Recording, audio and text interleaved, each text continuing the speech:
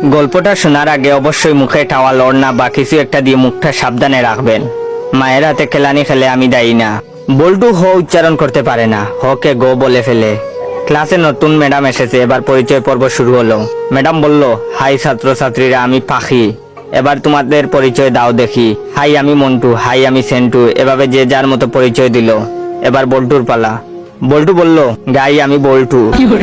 Madam বললেন, কি বললে হারামি? বল্টু বলল, গাই বললাম, আপনি আমাকে গাই বলেছেন, আমিও আপনাকে গাই বললাম। ম্যাডাম বললেন, কি তোর সাহস কি করে হলো আমাকে গাই বলতে? কে তোকে এসব বলতে বলেছে, বল আমাকে। বল্টু বলল, প্রধান শিক্ষক, তিনি বলেছেন ম্যাডাম এসে সবাইকে গাই বলবে, তোমরাও ম্যাডামকে গাই বলবে। বল্টুর কথা শুনে ম্যাডাম কাঁদা শুরু করলো। এমন সময় পাশের ঘর থেকে হেড স্যার আসলো। হেড স্যার আবার ক বলতে পারে না, ক কে প বলে ফেলে।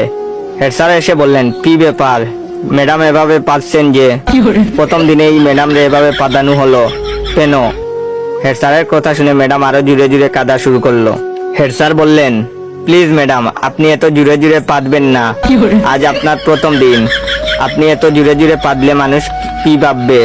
প্লিজ আস্তে আস্তে পাদুন, তাহলে আমরা ছাড়া আপনার পাদার শব্দ অন্যরা শুনতে পাবে না। হেড স্যারের কথা শুনে ম্যাডাম তো কাঁদতে কাঁদতে বেঞ্চের উপর শুয়ে পড়লো।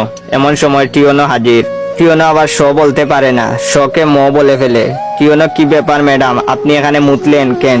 বেঞ্চের উপর মুতলে কি ভালো লাগবে? আপনার মুতার দরকার হলে আমাদের বলতে পারতেন, আমরা আপনাকে বিছানা তৈরি করে দিতাম, বিছানায় আপনি আরামে মুততে পারতেন। এমন সময় শিক্ষামন্ত্রী হাজির। শিক্ষামন্ত্রী আবার উপরের সবগুলো সমস্যা বিদ্যমান। শিক্ষামন্ত্রীকে যে যার মতো ঘটনা খুলে বলল। বল্টু বলল, আমি ম্যাডামকে গাই বলেছি। হেড স্যার বললেন, আমি ম্যাডাম রে আসতে পারতে বলেছি। টিওনো বলল, ওদের কথার জন্য ম্যাডাম বেঞ্চের উপরে মুততেছিল, তাই আমি ম্যাডামকে বিছানায় মুততে বলেছি। তখন শিক্ষামন্ত্রী বললেন, ও বুঝেছি, গাড়িটা পাততে পাততে বেঞ্চের উপরে মুতেছে। এটা শোনার পর ম্যাডাম তো বেহুশ।